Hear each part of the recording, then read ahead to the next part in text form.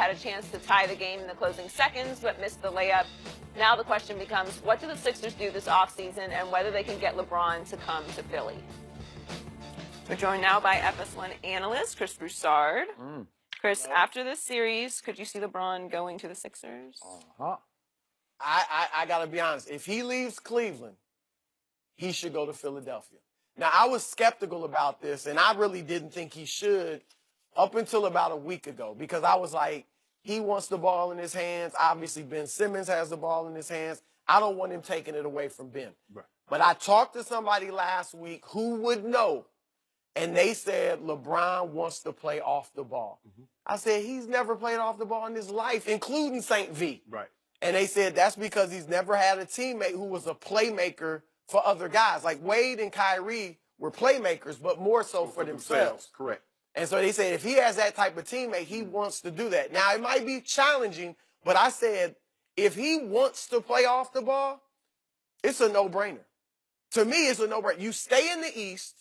You got a great point guard. You got a great big man. I think with LeBron, they would have the formula to compete with and beat a Golden State. Because with the Spurs, the teams that have beaten them or given them trouble have had size and played big. You got to punish them down on the block. Yep. They try to go to that Hampton 5 with Embiid. And LeBron, with his stature, his leadership, he could tell Embiid, there's nobody there right now that says, stop shooting threes. Get on the block.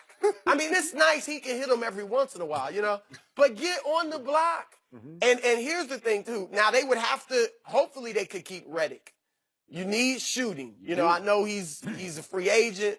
Would he stay for less money to try to win the championship? Maybe. He might.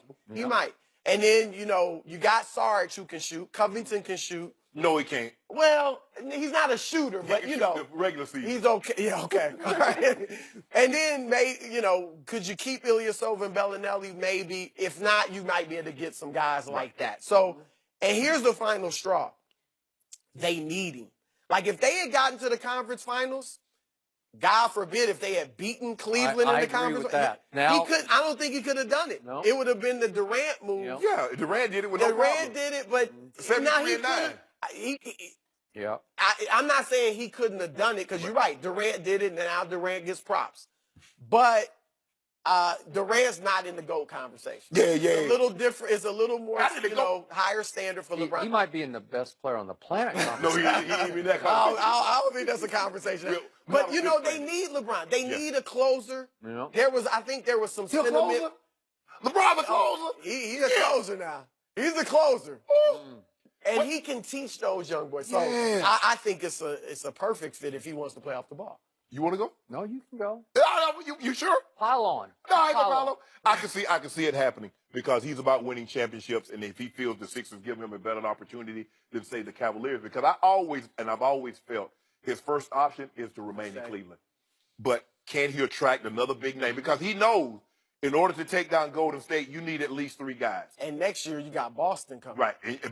Hayward coming back. LeBron sees himself in a Ben Simmons.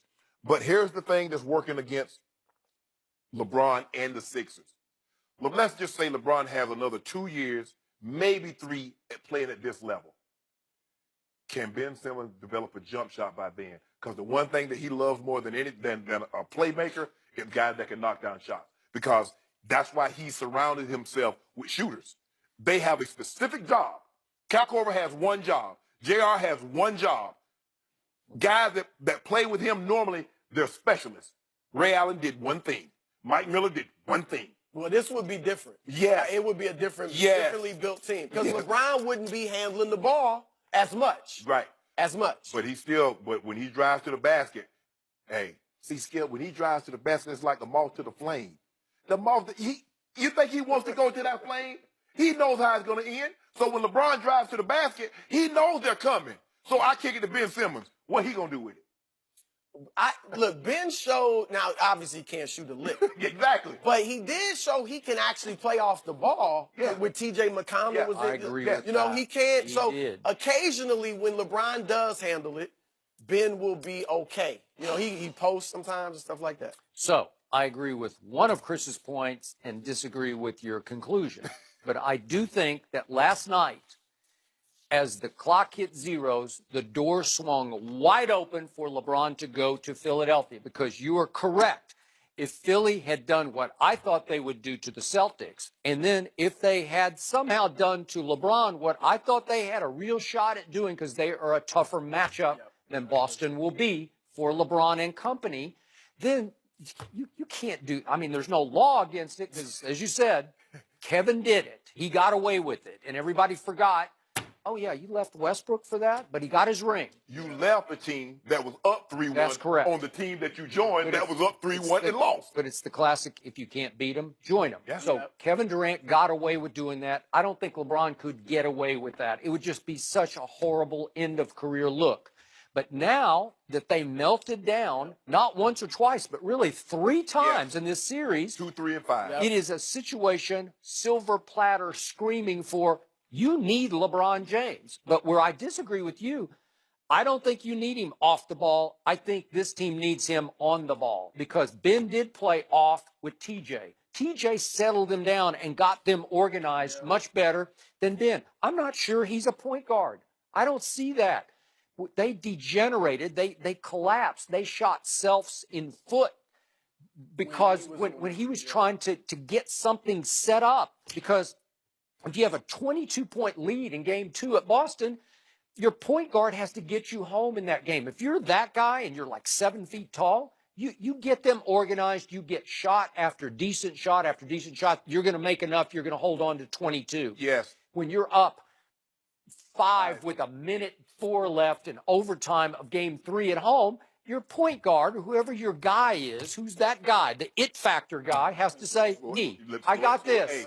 We got this. Yeah, let's get a good shot. I'm going to get Joel a perfect shot, or I'm going to create a shot in the lane that I can make. And both of them last night, starting at the 8-minute mark, there was this stretch where they're up 2. And I thought they were starting to gain control of the game. And Embiid takes 3 straight, the wildest shots you could ever imagine. And I'm saying, because I'm rooting for the Sixers, what are you doing? And then Ben caps it off. He comes down and tries some dipsy doodle underhand shot that doesn't even hit the rim. It hits the backboard. And I'm like, what are you doing?